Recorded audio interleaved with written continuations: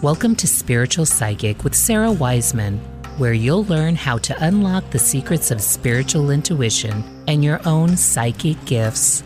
Here's Sarah.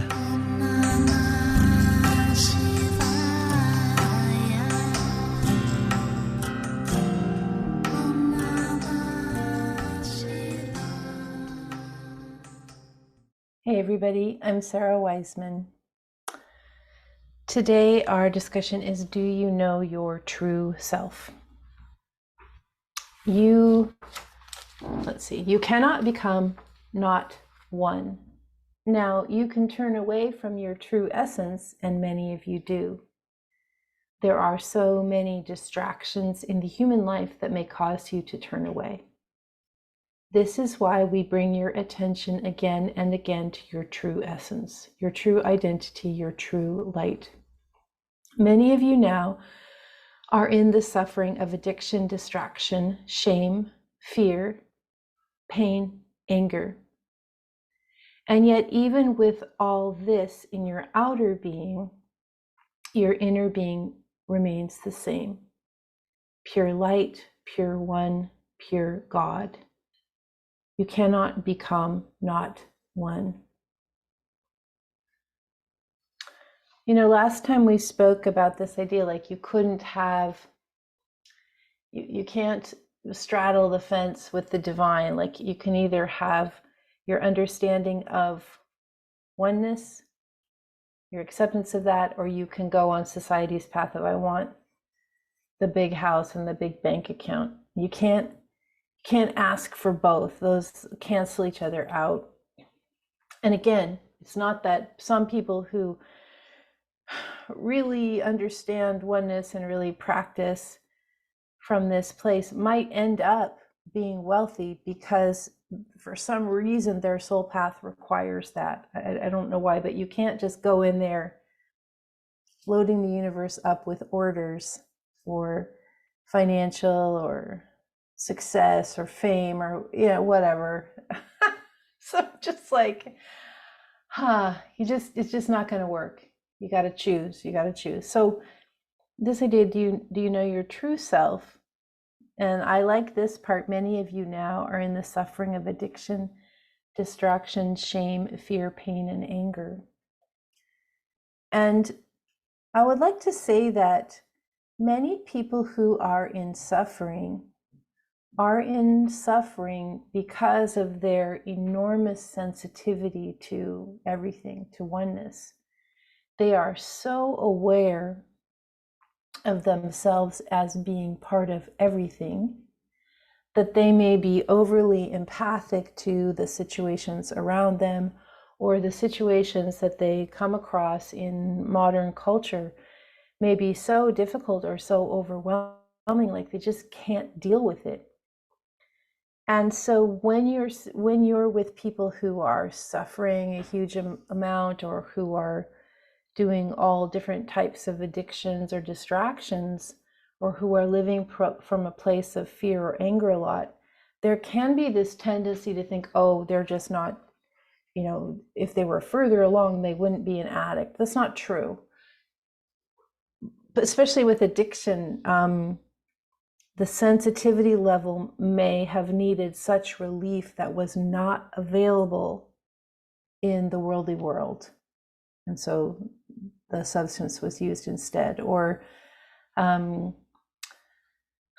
that's a good example, but this idea that people who are in suffering are not bad people at all. They are sensitive people. They are people that could not find what they needed from the culture at large. And who's creating the culture at large? We are. And so how do we, as people who understand our true selves as pieces of oneness, how do we begin to influence the culture at large so that it can reflect that more instead of this very base, profit-driven, competitive society that we live in? Don't fool yourself, especially when things are beautiful or well packaged or well marketed. We think, oh, it's so great. It's not.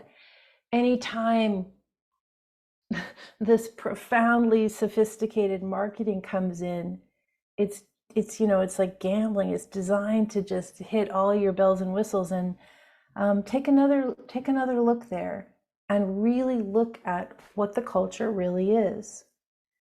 And it used to be that you'd say, take a look at the culture, and to some extent, different countries would have different cultures or different parts of the world, but that's not really true at the same level it used to be. Because of our devices, because of our international connection, a lot of world culture has somewhat sort of morphed and blended.